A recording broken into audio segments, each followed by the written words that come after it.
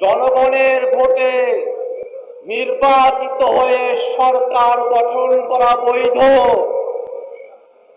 আর জনগণের ভোটে সংস্কার হবে সেটাকে বলে অবৈধ। এমন দ্বিচারিতা বাংলাদেশের মানুষ সহ্য করবে না।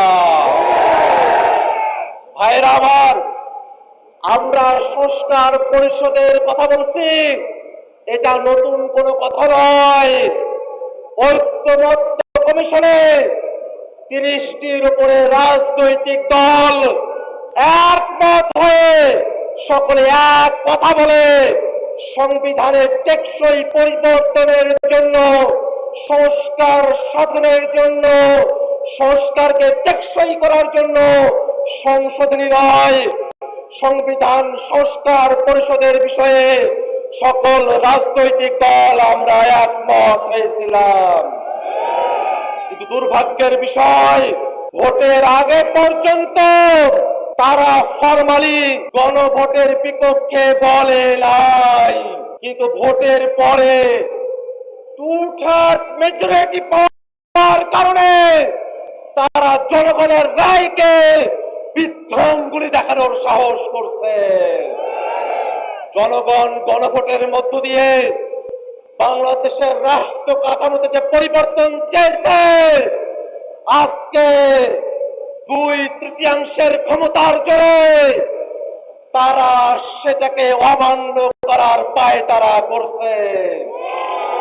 ভাইরা আমার, তারা সংবিধানের কথা বলছে, আমরাও বলি দেশ পরিচালনা করতে সংবিধান লাগবে, কিন্তু সেই সংবিধান ৭২-এর মুজিববাদী সংবিধান না।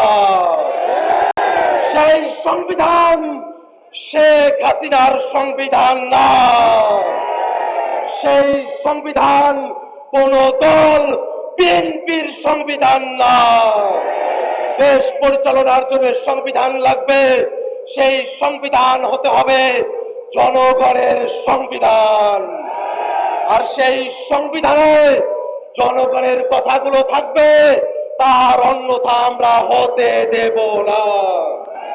আমরা তো বুঝি আপনারা সংস্কার চান না, গণভোট চান না, তার পেছনের কারণ হলো আপনারা বাংলাদেশের রাষ্ট্র ক্ষমতাকে, বাংলাদেশের সাংবিধানিক প্রতিষ্ঠানগুলোকে এক ব্যক্তির করায়ত্ত করে রাখতে চান।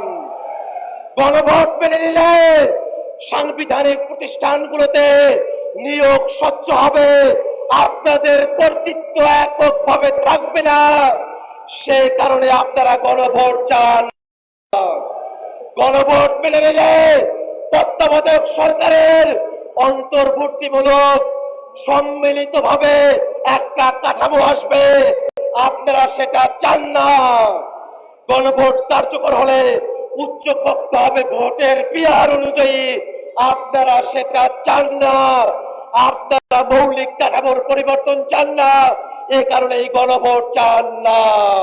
আমরা বলতে চাই, সংসদে আপনাদের সংখ্যাগরিষ্ঠতা থাকতে পারে, কিন্তু বাংলাদেশের জনগণ ৭০% সংখ্যাগরিষ্ঠতা দিয়ে রাজপথে আছে।